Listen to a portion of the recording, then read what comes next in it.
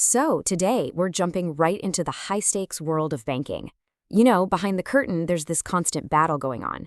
It's really a game of threat and defense that protects not just the big banks, but the entire financial system that all of us rely on every single day. And that really brings us to the most important question, right?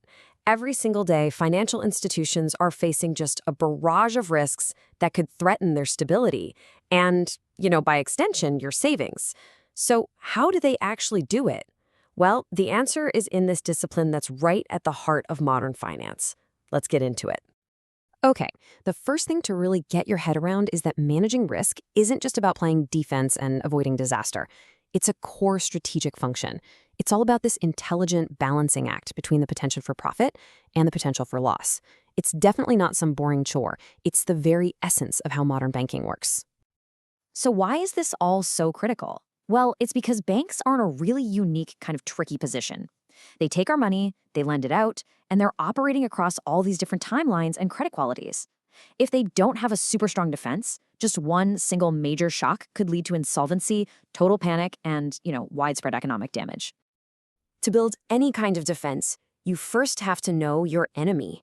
So let's put a name to the threats that risk managers are constantly fighting against. Now, what's really fascinating here is this crucial distinction. See, expected losses, that's just the cost of doing business. Think of it like a predictable number of loans that might go sour in a given year.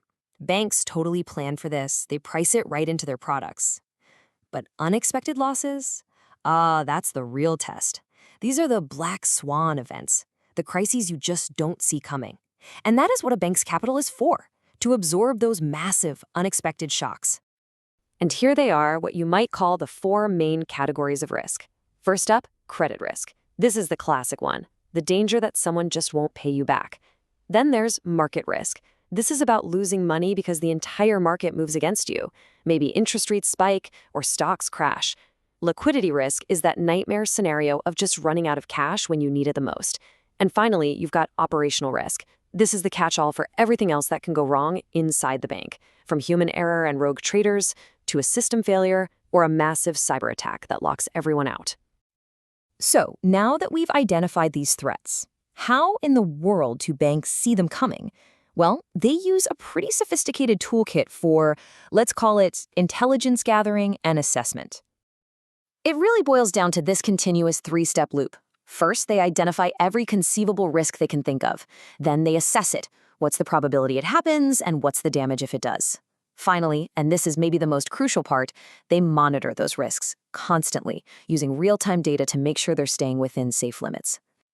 One of the key tools they use for that assessment part is called value at risk, or VAR. To put it simply, it's a statistical model that tries to answer one really important question. With 99% confidence, what is the absolute most money we can lose over the next 24 hours? It basically puts a dollar figure on their risk exposure. Then you have stress testing. And you should really think of this as a financial fire drill. Regulators and the banks themselves create these worst-case but still plausible scenarios, like a severe recession or a housing market crash, and then they run simulations to see if the bank could actually survive it. It's all about preparing for the storm before it ever hits the coast. Now, after the 2008 financial crisis, it became painfully clear that individual bank defenses just weren't enough. The whole world needed a standardized rulebook, and that rulebook is called Basel III. And these rules, they've evolved over time, basically learning from past failures. Basel I was a very simple start. Basel II made things a lot more sophisticated. But Basel III, which was born from the ashes of the 2008 crisis, was a complete overhaul. It dramatically strengthened the global financial system's defenses. The whole framework rests on these three pillars. Pillar 1 sets the hard minimums for how much capital a bank needs to have. Pillar 2 makes sure that supervisors are actively reviewing a bank's internal processes. And Pillar 3 forces banks to be transparent so the market itself can judge how healthy they are. This number right here is the bedrock. Under Basel III, a bank has to hold a bare minimum of 4.5% of its risky assets in the form of pure, high-quality capital. We're talking shareholder money, not borrowed funds. This is their ultimate loss-absorbing buffer. But wait, that's not all. On top of that minimum, there's a mandatory capital conservation buffer of another 2.5%. This brings the effective minimum requirement up to 7% in normal times. And that gives banks a cushion they can actually use up in a crisis without immediately failing their regulatory requirements. You know, another huge lesson from 2008 was that it's not just about capital, it's about having cash on hand. The LCR forces banks to hold a big stockpile of easy-to-sell assets, enough to survive for 30 days during a severe crisis without needing a government bailout. It's basically a mandatory survival kit. So the rules create the blueprint, but how do banks actually go about building the fortress? Let's look at the specific strategies they use for survival.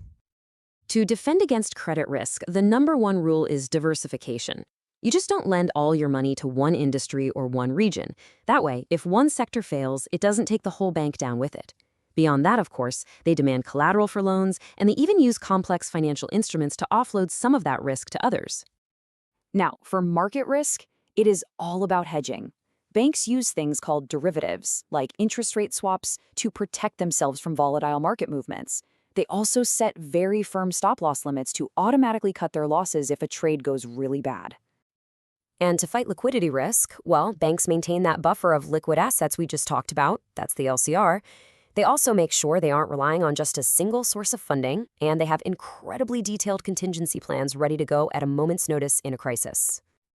But here's the ultimate takeaway, the most important point of all this. You can have all the best tools, all the best rules and strategies in the world, but they are absolutely useless without a strong culture of risk management that starts at the very top. The board has to be engaged, and the risk department has to be independent and, crucially, empowered to say no. Which really just leaves us with one final big question. The nature of risk is constantly evolving. The frameworks we've been talking about, they were built for the crises of the past. As we start to face entirely new threats, things like systemic cyber attacks, the financial impacts of climate change, we really have to ask, are these defenses strong enough for the battles that are yet to come?